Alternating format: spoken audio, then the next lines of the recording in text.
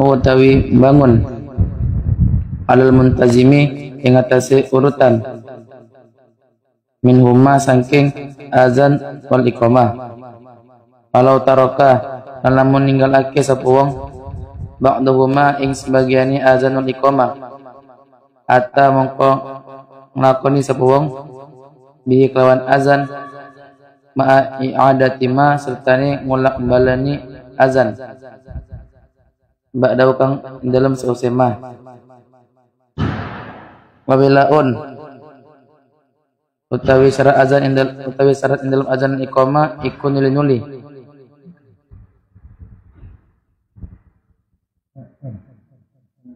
baina kalimatiha ing dalam antarane pira-pira baina kalimatima ing dalam antarane pira-pira kalimat azanul iqamah.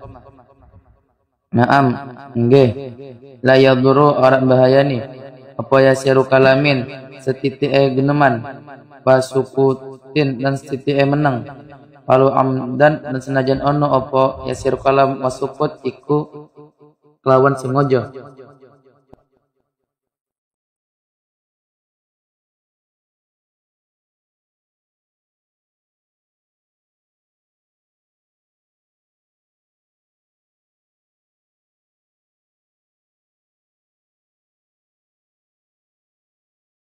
Mi ing jawab salam atas salam atas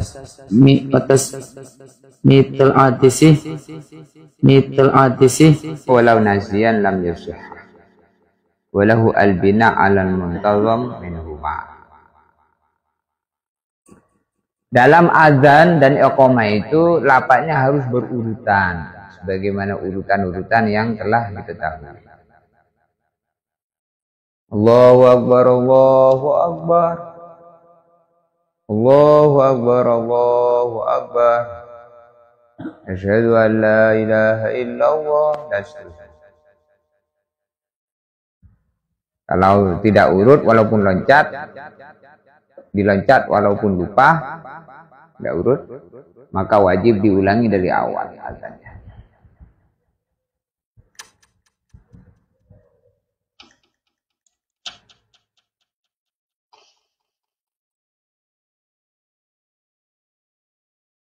Wawilaan baina kalimatiha, dan antara kalimat adzan itu harus sambung, tidak boleh ada jeda yang panjang, harus sambung.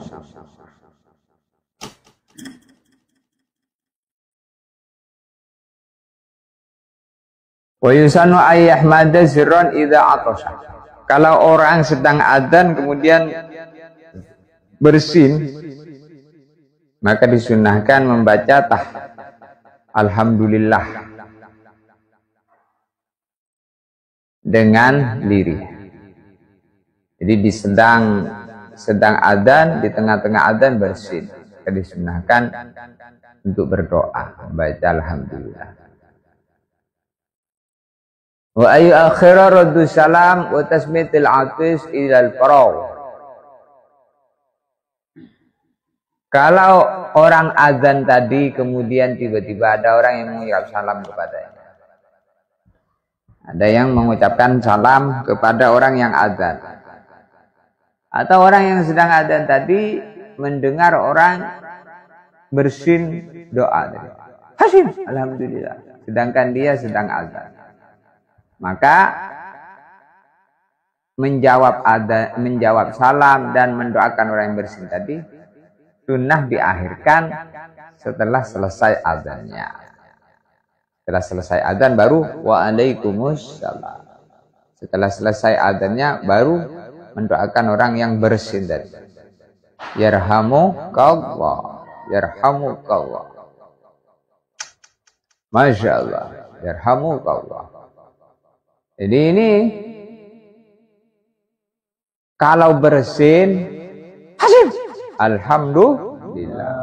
Yang bersin itu membuang penyakit, mengeluarkan penyakit. Maka disunahkan memuji alhamdulillah. Lalu yang orang yang ada di sampingnya, di dekatnya yang mendengar, maka mengucapkan yarhamukallah. Lalu orang yang bersin tadi membalas lagi berdoa, yahdikumullah wa yuslihu balakum. Nah, ini menunjukkan bahwasanya di sini kita sunnah untuk saling doa, mendoakan satu di antara yang lain. Kita tidak boleh tidak peduli dengan orang lain. Kita harus mendoakan orang lain.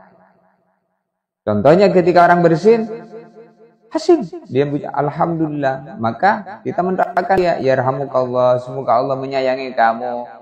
Lalu dibalas lagi, yahdikumullah, semoga Allah memberi petunjuk kepada kamu, wa yuslihu balakum, dan semoga Allah memperbaiki keadaanmu. Wa zawwajakallah zawjatan sholihah warzuq wa razzaqakallahu rizqan wasi'an. Banyak apa di doa yang. Jadi mendoakan orang lain itu, maka satu cara supaya doa kita itu mustajab, diterima Allah. Karena kalau kita ini mendoakan orang lain, maka yang diberi pertama kali atas doa itu adalah yang berdoa itu sendiri. Maka jangan pelit kalau mendoakan orang lain. Ini kalau orang mendoakan orang lain, maka orang lain jadi baik sebab doa kita, kita pun jadi baik sebab mendoakan.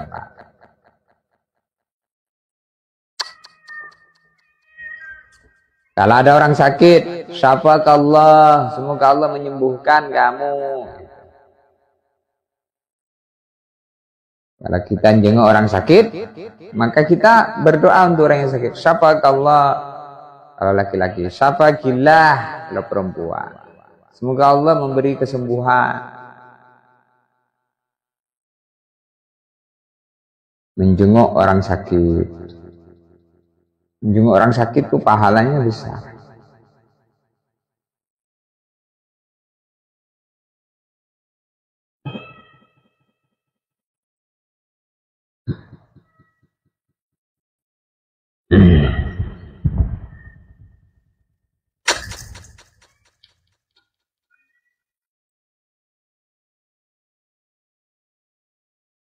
Wa jahrun in azana au aqama li jama'atin fayambaghi isma'u wahidin jami'a kalimati.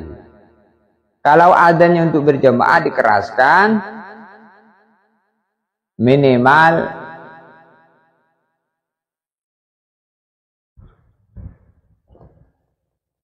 satu orang mendengarkan sempurna kalimat adzan. Amal muadzin awil mukim li nafsihi fayafi isma'u nafsihi faqat. Adapun kalau orang itu adzan untuk dia sholat dia sendiri, maka cukup dirinya sendiri yang mendengar. Tak usah teriak-teriak. Cukup Allah. Kalau untuk diri sendiri. Tapi kalau untuk berjamaah, maka dikeraskan. Minimal satu orang dari orang yang mau sholat berjamaah itu mendengar kalimat adzannya itu sempurna.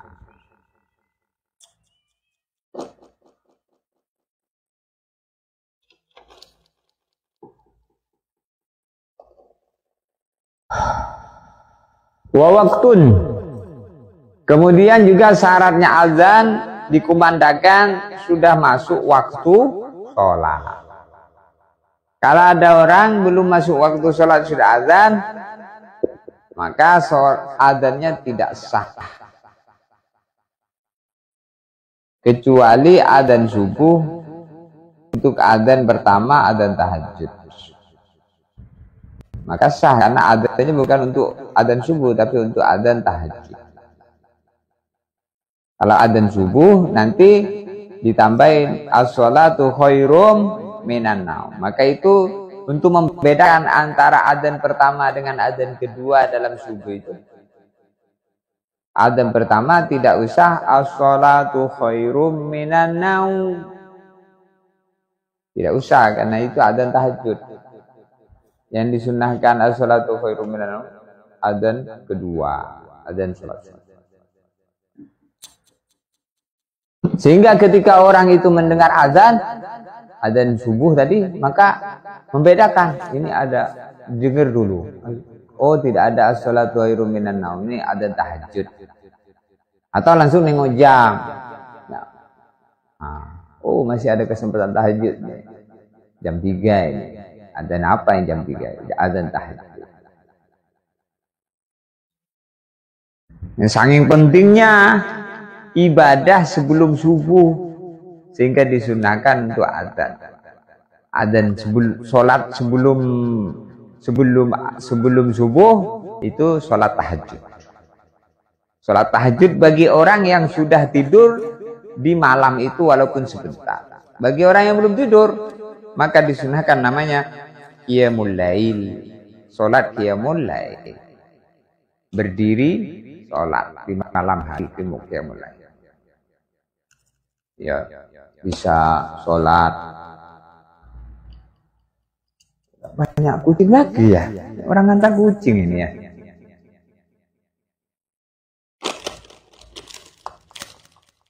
Jadi maka adzan harus sudah masuk waktu.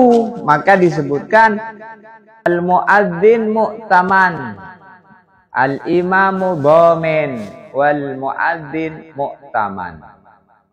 Al-imam dhamin, imam itu menjamin sholatnya makmum, nanggung.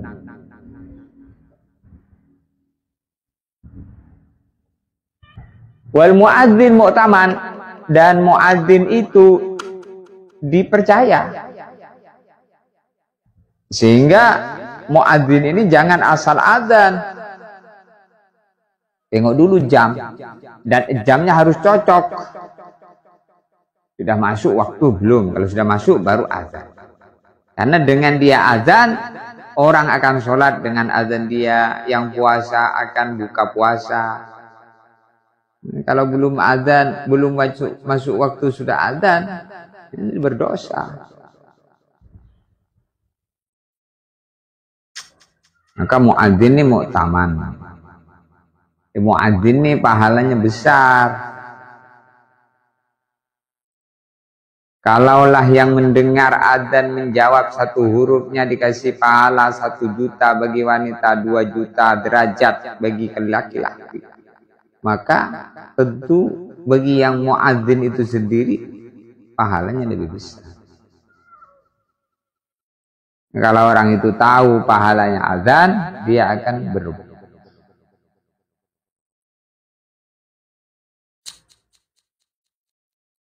Nah, kemarin disampaikan termasuk disunahkan adzan di kupingnya bayi yang lahir, orang yang kesurupan, orang yang kejinan, orang yang akhlaknya buruk, orang yang nakal, itu diadzanin telinga kanan, dikomatin telinga kiri. Nanti jadi baik nih. Kalau sudah besar gimana? Ya pas dia tidur. Pas dia tidur, bapaknya atau ibunya adzan di anak yang nakal. Pas dia tidur.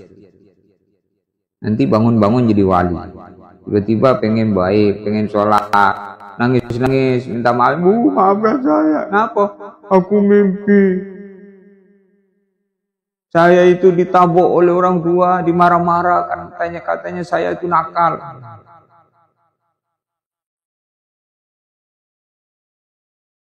Sebab diadzanin pas dia tidur, ternyata dia mimpi, didatangi malaikat, suruh taubat. Bangun-bangun langsung jadi orang soleh.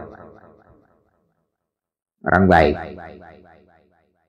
Jadi kalau ada orang nakal, diadzanin. Termasuk, misalnya ada suami nakal, istrinya adzanin, suaminya itu. Yang adzan istrinya. Di telinga kanan, dikomatin telinga kiri. Kalau sebaliknya, yang nakal itu istrinya tidak nurut, suaminya yang adzan. Telinga kanan, iqamat telinga kiri. Kalau belum, ulangi lagi.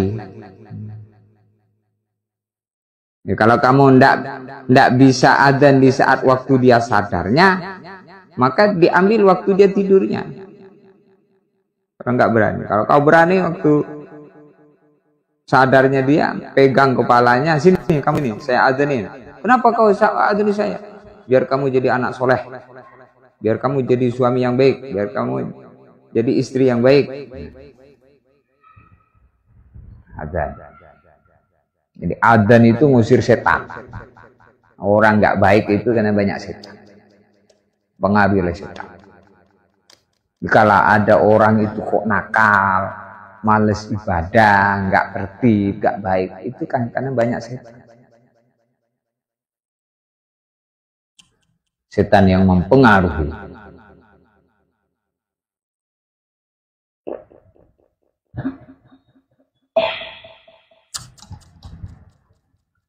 Jadi adzan harus sudah masuk waktu. Maka jam tangan itu mengingatkan kita supaya ngatur waktu.